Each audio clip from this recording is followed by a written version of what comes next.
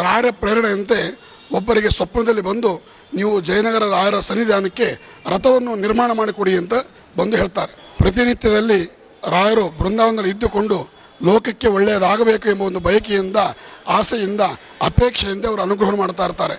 ಈ ಆರಾಧನಾ ಸಂದರ್ಭದಲ್ಲಿ ನಮ್ಮನ್ನು ನೋಡಿಕೊಳ್ಳೋಕ್ಕೋಸ್ಕರವಾಗಿ, ಕಣ್ಣು ತೆರೆದು ನಮ್ಮ ಅನುಗ್ರಹ ಮಾಡೋದಕ್ಕೋಸ್ಕರವಾಗಿ ಈ 3 ದಿನಗಳ ಕಾಲ ಬೃಂದಾವನದಲ್ಲಿ ನಿಂತಿರ್ತಾರೆ.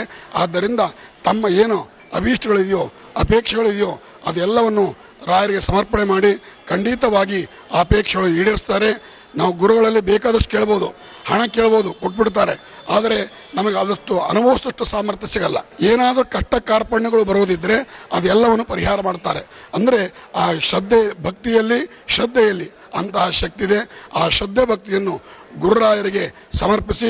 ನಮಸ್ತೆ. ನಾವಿವತ್ತು ಜಯನಗರದ ರಾಘವೇಂದ್ರ ಸ್ವಾಮಿಗಳ ಮಠದಲ್ಲಿದ್ದೀವಿ. ಈಗ 354ನೇ ಆರಾಧನಾ ಮಹೋತ್ಸವ ಇಲ್ಲಿ ನಡೀತಾ ಇದ್ದು, ಈ ಕಾರ್ಯಕ್ರಮದ ಬಗ್ಗೆ ಮಾತಾಡಲಿಕ್ಕೆ ಗುರುಗಳು ನಮ್ಮ ಜೊತೆ ಇದ್ದಾರೆ. ಪೂಜ್ಯಾಯ ರಾಘವೇಂದ್ರಾಯ ಸತ್ಯಧರ್ಮ ರಥಾಯ ಚ ಭಜತಾಂ ಕಲ್ಪವೃಕ್ಷಾಯ ನಮತಾಂ ಕಾಮಧೇನವೇ. ದೇವರೆಂದರೆ ತಿರುಪತಿ ತಿಮ್ಮಪ್ಪ, ಗುರುಗಳೆಂದರೆ ಮಂಚಾಲಯ ರಾಘಪ್ಪ ಅಂತ ಒಂದು ನುಡಿಯೇ ಇದೆ. ಅದರಂತೆ ತಾವು ಕೇಳಿದ ಹಾಗೆ ರಾಘವೇಂದ್ರ ಸ್ವಾಮಿಗಳವರ 354ನೇ ಆರಾಧನಾ ಮಹೋತ್ಸವ ಇನ್ನೇನು ಪ್ರಾರಂಭವಾಗಿದೆ.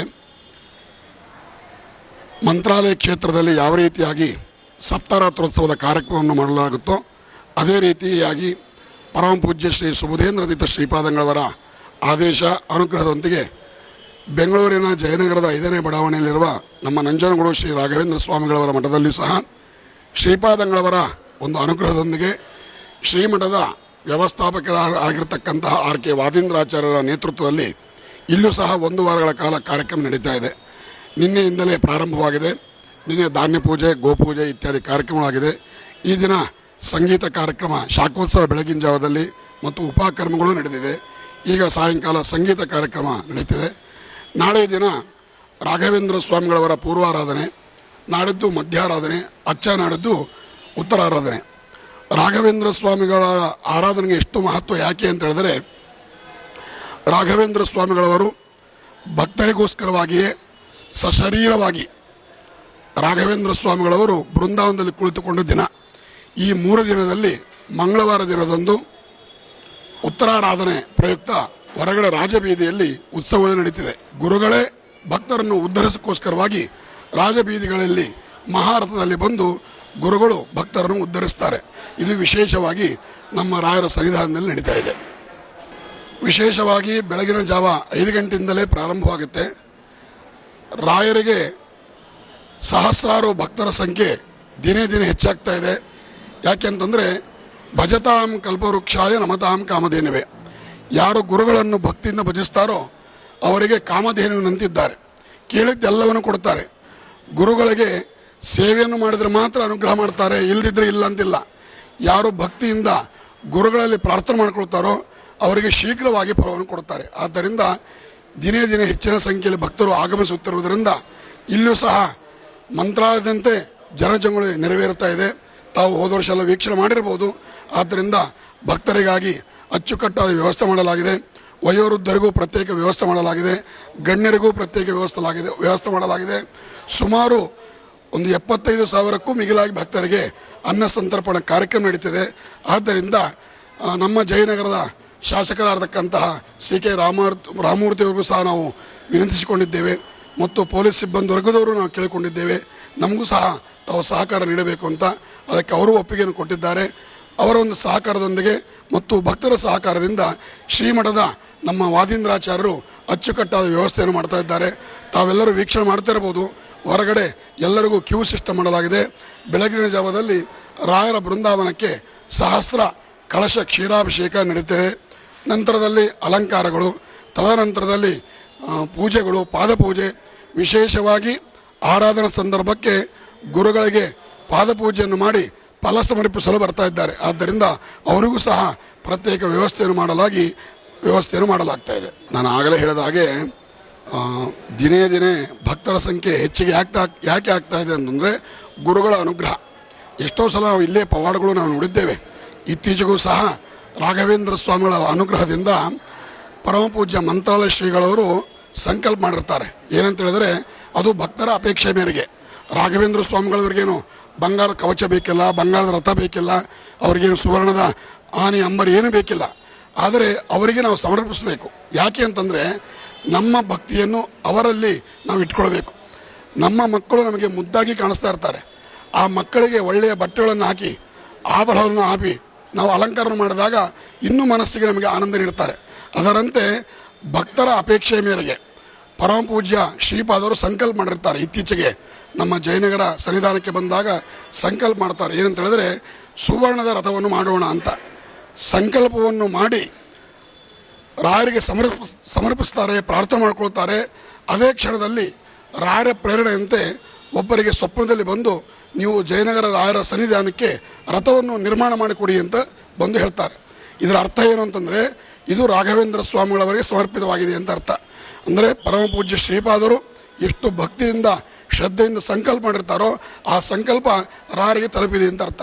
ಯಾಕೆ ಈ ಭಕ್ತರಿಗೆ ನಾವು ಯಾರೂ ಏನೂ ಹೇಳಿರಲಿಲ್ಲ. ಮಾರದಿನ ಭಕ್ತರೇ ಬಂದು ನಾವು ರಥದ ನಿರ್ಮಾಣ ಮಾಡಬೇಕು ಅಂತ ಸ್ವಪ್ನ ಸೂಚನೆ ಆಗಿದೆ, ಆದ್ದರಿಂದ ನಮ್ಮಿಂದನೇ ಸೇವೆ ಆಗಲಿ ಅಂತ ಕೇಳ್ಕೊಳ್ತಾರೆ. ಇದು ರಾಯರ ಪವಾಡ ಅಲ್ಲವೇ? ಆದ್ದರಿಂದ ಆ ರಾಯರ ಪವಾಡದಂತೆ ಎಲ್ಲ ಕಾರ್ಯಕ್ರಮ ನೆರವೇರ್ತಾ ಇದೆ. ರಾಯರಿಗೆ ನಾನು ಆಗಲೇ ಹೇಳಿದ ಹಾಗೆ ಸುವರ್ಣದ ರಥ ಮತ್ತು ಆನೆ ಅಂಬಾರಿ ಏನೂ ಬೇಕಿಲ್ಲ.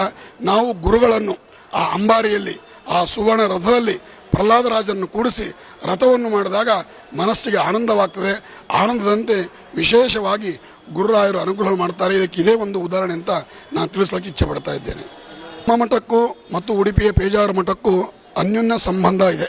ಯಾಕೆ ಅಂತಂದರೆ ನಮ್ಮ ಮಂತ್ರಾಲಯ ಕ್ಷೇತ್ರದಲ್ಲಿ ಏನೇ ಕಾರ್ಯಕ್ರಮಗಳು ಮಾಡಿದರೂ ಸಹ ಆ ಗುರುಗಳನ್ನು ನಮ್ಮ ಪರಮ ಪೂಜ್ಯ ಶ್ರೀಪಾದರು ಅವರನ್ನು ಅಭಿನಂದಿಸಿ ಸ್ವಾಗತಿಸ್ತಾರೆ. ಅದರಂತೆ ಉಡುಪಿಯ ಕ್ಷೇತ್ರದಲ್ಲಿಯೂ ಸಹ ಏನೇ ಪೂಜೆ ಕಾರ್ಯಕ್ರಮಗಳು ಮಾಡಿದಾಗ ಅವರು ಸಹ ನಮ್ಮ ಶ್ರೀಗಳನ್ನು ಅಭಿಮಾನಪೂರ್ವಕವಾಗಿ ಸ್ವಾಗತಿಸಿ ಅವರ ಕಡೆಯಿಂದ ಉದ್ಘಾಟನೆ ಎಲ್ಲವನ್ನು ಮಾಡಿಸ್ತಾರೆ. ಅದರಂತೆ ನಮ್ಮ ಶ್ರೀಗಳವರು ಮಂತ್ರಾಲಯ ಕ್ಷೇತ್ರದಲ್ಲೇ ಇರುವುದರಿಂದ, ಯಾಕೆ ಅಂತ ಹೇಳಿದ್ರೆ ಆರಾಧನಾ ಸಂದರ್ಭದಲ್ಲಿ ಚಾತುರ್ಮಾಸ ವ್ರತ ಅಂತ ಬರುತ್ತೆ.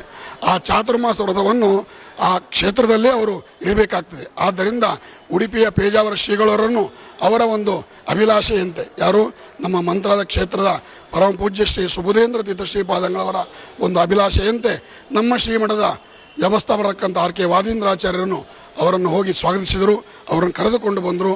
ಆದ್ದರಿಂದ ರಾಘವೇಂದ್ರ ಸ್ವಾಮಿಗಳವರ ಆರಾಧನಾ ಮಹೋತ್ಸವಕ್ಕೆ ಅವರ ಅಮೃತ ಹಸ್ತದಿಂದಲೇ ನಿನ್ನೆ ಕಾರ್ಯಕ್ರಮ ಉದ್ಘಾಟನೆಗೊಂಡು ಈ ಮುಂದಿನ ಕಾರ್ಯಕ್ರಮಗಳು ನಡೀತಾ ಇದೆ.